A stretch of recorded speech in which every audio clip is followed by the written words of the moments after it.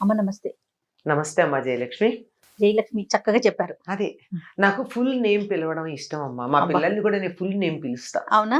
ఇన్నాళ్ళు జయ అనే అనుకున్నాను. ఓకే. ఓకే. ఇప్పుడు జయలక్ష్మి అని తెలిసాక పూర్తి పేరు పెద్దవాళ్ళు ఎందుకు పెడతారు? హ్మ్. ఒక ఉద్దేశంతో పెడతారు. పూర్తి పేరుతో పిలిస్తేనే ఆ పేరుకి అందం. అబ్బా! వినటానికి భలే ఆనందంగా ఉంది. అందరూ జయానే అంటారు తప్ప జయలక్ష్మి అనరమ్మా. నేను చక్కగా జయలక్ష్మి అంట. ఇవాళ ఓకే. నుంచి జయలక్ష్మి అనే పిలుస్తా. ఓకే. మీరు జయలక్ష్మి అన్నారు కదా! ఉమ్, సో, అందులో నుంచి ఒక టాపిక్ తీసుకుంటున్నాను చూడండి. తీసుకోండి అమ్మా. లక్ష్మీదేవి స్థిరంగా ఉండాలంటే ఏం చేయాలి? అది ఎంత బాగా అడిగారమ్మా. లక్ష్మీదేవికి చెంచల అని పేరు. హ్మ్. చెంచలాయ నమః పాదవ పూజయామి, చపలాయ నమః జానుని పూజయామి అని ఆవిడ పూజిస్తాం. ఆ! ఆవిడ చెంచలగా ఉండడమే సరైనటువంటి లక్షణం లక్ష్మికి. అంటే స్థిరంగా ఉండకపోవడమే. స్థిరంగా ఉంటే ఏమవుతుందమ్మా? కదలకుండా ఉంటే స్టాగ్నేట్ అవుతుంది, మురిగిపోతుంది. ఓహ్! ఇప్పుడు అక్కడ ఉంది హ్మ్. మనకి స్విస్ బ్యాంక్ లో మన వాళ్ళకి చాలా మందికి డబ్బు ఉంది. ఆ! ఏమైంది? అలానే ఉంది. ఎవరికి ఉపయోగపడింది? ఆ రోజు పెట్టినప్పుడు ఓ 100, 1000, 1,00,000, కోటో యూరోలు, హ్మ్. ఆ డాలర్లు. ఆ రోజు దాన్ని వాడుకుంటే బాగుండేది. ఇప్పుడు దాని విలువ ఏమైనట్టు? ఏదో యూరో విలువ పెరిగింది అంటారేమో. కానీ ఆ రోజు బంగారం కొనుక్కుంటే నాకింత విలువ వచ్చి ఉండేది. హ్మ్. ఇవాళ అంతే ఉంటే ఏం పెరిగింది? ఆ రోజు నేను పొలం కొనుక్కుని ఉంటే బోల్డు తినుండేదాన్ని. 10 మందికి పెట్టేదాన్ని. దానివల్ల ఇప్పుడు నాకేమిటి లాభం? కనుక ఏదైనా సరే చెంచలగా ఉండడం అన్నది లక్ష్మి యొక్క లక్షణం. సో, స్థిరంగా ఉండాలని కోరుకోవద్దంటారా? స్థిరంగా మన ఇంట్లో ఉండాలి గాని చంచలమైన స్థిరత్వం ఉండాలి. ఆవిడ కదురుతుంది. అది ఎలా ఉండాలో చెప్తున్నాను. ఇంగ్లీష్‌లో కూడా కరెన్సీ అంటాం. కరెన్సీ అంటే ఏమిటర్థం? కరెంట్. ప్రవాహశీలము. ప్రవహిస్తుంటేనే దానికి విలువ. కదలాలంటే ఎప్పుడు కదులుతుందమ్మా?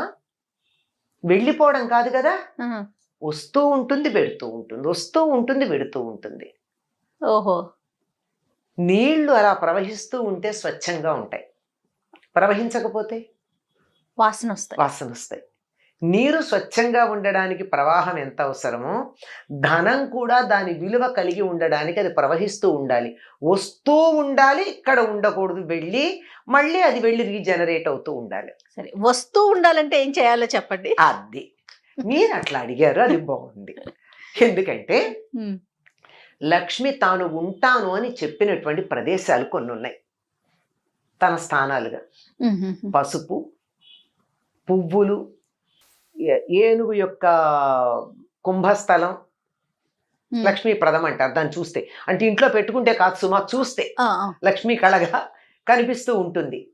అట్లా చెప్పినటువంటి ప్రదేశాల్లో దీపము హుహు. ఇలాంటివి. అలాంటి వాటిల్లో ఆవిడ ఇంకా ఇష్టంగా వచ్చి కాసేపు కూర్చోవాలి కదా! ఆ! అలా కూర్చోవాలంటే ఆవిడ కూర్చునే చోటు ఇవ్వాలా? ఇవ్వాలి కదా మనం. కూర్చునే చోట అక్కడ చెత్త వేస్తే ఎవరన్నా నేనే కూర్చోను, మీరు కూర్చోరు. ఎవరు కూర్చుంటారు? ఎవరు కూర్చోరు కదా! హ్మ్. కనుక ఆవిడొచ్చి కూర్చోవాలంటే సరైనటువంటి స్థలం ఉండాలి. శుభ్రంగా ఉండాలి. శుచిగా ఉండాలి. ఆ! శుచి, శుభ్రత అని 2 ఉన్నాయి. ఆ 2 ఉంటే లక్ష్మీదేవి ఉంటుంది. శుభ్రత అంటే పరిసరాలు నీట్‌గా ఉంచడం. హ్మ్. శుచి అంటే ఇది ప్రవర్తనకి సంబంధించింది. మన ప్రవర్తన సభ్యంగా ఉండాలి. అబద్ధం ఆడకూడదు. దొంగతనం చేయకూడదు. తిట్టకూడదు. చెత్త మాటలు మాట్లాడకూడదు. దురాలోచనలు చేయకూడదు. ఇవన్నీ ఉన్న చోట లక్ష్మి తాను ఉంటాను అని చెప్పింది. ఇల్లు నాకు డబ్బు కావాలి. బావుంది. కానీ ఇల్లు చిమ్ముకునే ఓపిక లేదే. ఇల్లు శుభ్రంగా లేకపోతే ఆవిడ వస్తుందా? ఏదో కష్టపడి ఇల్లు చిమ్మా. లేకపోతే హ్మ్. ఎవరితోనో పెట్టి చిమ్మించా. కానీ నా బుర్రంతా చెత్తే. చెత్త. ఎవరిని మోసం చేద్దామా? ఏం అబద్ధం చెప్దామా? ఏ దొంగ ఎక్కడ ఏది కొట్టేద్దామా? హ్మ్. వీళ్ళు నాశనం అయితే బాగుండు. వాళ్ళు అడుక్కు తింటే నాకు సంతోషంగా ఉంటుంది. ఇలా ఆలోచన చేస్తూ ఉంటే అటువంటి చోటికి లక్ష్మీదేవి అడుగు పెట్టదు. మనకి వరలక్ష్మి వ్రతం మొన్ననే అయింది. అవునమ్మా. వరలక్ష్మి వ్రతం కథలో ఏముంది ఆవిడ గురించి చెప్పారు? చక్క ఆవిడ అందరికీ చెప్పారు ఇట్లా అంతేకాదు పూజ ఆవిడ ఏం చేసుకోండి చేసిందా, వ్రతం. తనంతట తానుగా వచ్చి ఇవిడ కల్లో కనిపించింది. ఆవిడ ప్రవర్తన ఎట్లాంటిది? అత్తమామని సజావైన ప్రేమగా ప్రవర్తన. చూసుకుంటూ, గయ్యాళి కాక హితంగా మితంగా మాట్లాడుతూ, ఉన్నంతలో సంతృప్తిగా చిరునవ్వులను చిందిస్తూ ఉండేది. ఉమ్. ఇది ఉంటే చాలు కదా.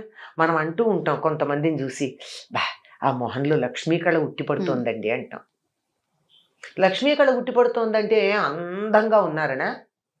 వాళ్ళు ఏం పెద్ద అందంగా ఏం ఉండరు. లెక్క ప్రకారం చూస్తే పెద్ద కళ్ళు కావు, కోటేరేసిన ముక్కు కాదు, మంచి రంగు కాదు, ఏమీ కాదు. కానీ చూడంగానే ఇంకా ఇంకా ఇంకా చూడాలనిపిస్తుంది.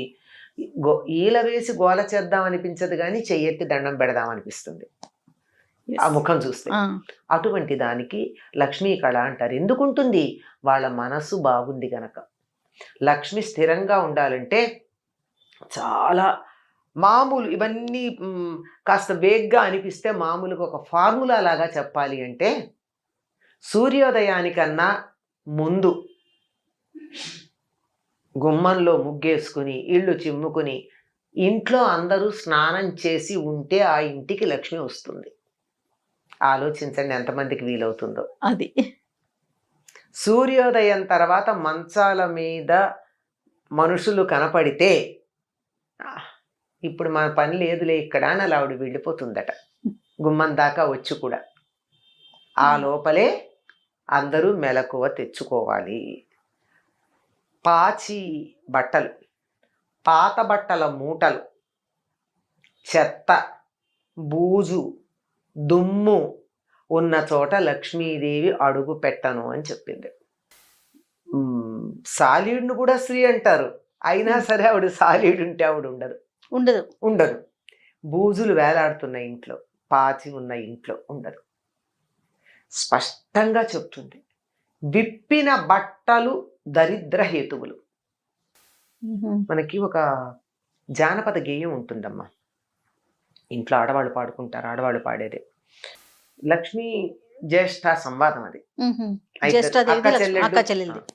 ధర్మరాజు యూదంలో ఓడిపోయాడు, అరణ్యవాసానికి వెళ్ళాలి, సంపదలన్నీ వదిలేసి అంటే జ్యేష్ఠాదేవి బాధపడుతుంది. ఆయన దగ్గరికి ఎట్లా వెడతాను, నేను వెళ్ళగలిగిన లక్షణం ఒక్కటి లేదు ఆయన దగ్గర ఉంటుంది జ్యేష్ఠాదేవి. కట్టి విప్పిన బట్ట కట్టడే రాజు, ఆడి విడిచిన నీరు ఆడడే రాజు. ఎట్లా పెడతానమ్మా నేను? ఒకసారి కట్టుకున్న బట్ట మళ్ళీ కట్టుకోడు, ఆయన దగ్గరికి ఎట్లా పెడతాను?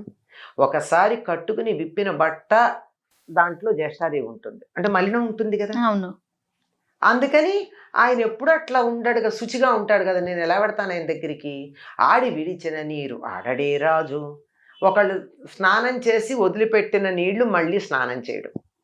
అంటే మన వాళ్ళు మీకు గుర్తుందో లేదో ఇంట్లో చెప్తారు, ఒక పూర్వకాలం 10 మంది ఉన్న కుటుంబాల్లో ఒకళ్ళ తర్వాత ఒకళ్ళు స్నానాలు చేస్తూ ఉంటే, ఒకళ్ళు స్నానం చేశాక మిగిలిన నీళ్లు పారబోసేస్తారు తప్ప అందులో ఇంకోళ్ళు ఉన్నాయి కదా అని వాడరు.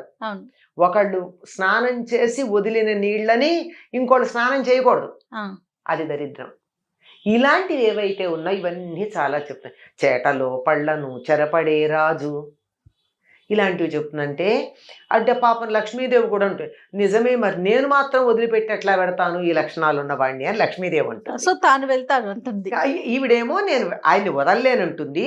ఇలా జ్యేష్ఠాదేవి ఉంటే ఆయన దగ్గరికి నేను వెళ్ళలేను, ఒక్క లక్షణం కూడా లేదు నేను వెళ్ళాలంటే అని ఆవిడ అంటుంది.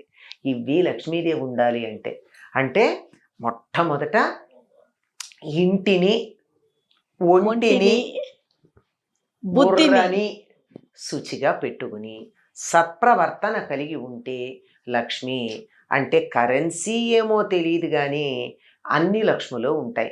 ఆరోగ్య లక్ష్మి, సంతాన లక్ష్మి. సంతాన లక్ష్మి అంటే 10 మంది సంతానం కాదు, ఉన్న సంతానం సంపదలాగా ఉండడం. 4 కొడుకులు 4 దేశాల్లో ఉండి ఎవరో ఈడ్చి పారేసే పరిస్థితి ఉంటే సంతాన లక్ష్మి ఉన్నట్ట కాదు కదా. అవునమ్మా, సంతానం వేరు, సంతాన లక్ష్మి వేరు కదా. ఇలా అన్నీ కూడా లక్ష్ములు ఏది మనం కావాలని కోరుకుంటామో అటువంటి సంపదలన్నీ ఇటువంటి సత్ప్రవర్తన కలిగినటువంటి చోట ఉంటాయి. మరి లక్ష్మి కావాలంటే ఎట్లా ఉండాలి? ఖచ్చితంగా శుచిగా శుభ్రంగా ఉండాలి, నోరు కూడా బాగుండాలి. మనుషులమే కాదు, నోరు కూడా. నోరు బాగుండాలి, మంచి మాటలు రావాలి నోట్లో నుంచి. అద్భుతం అమ్మా. Thank you. నమస్తే. నమస్తే అమ్మా.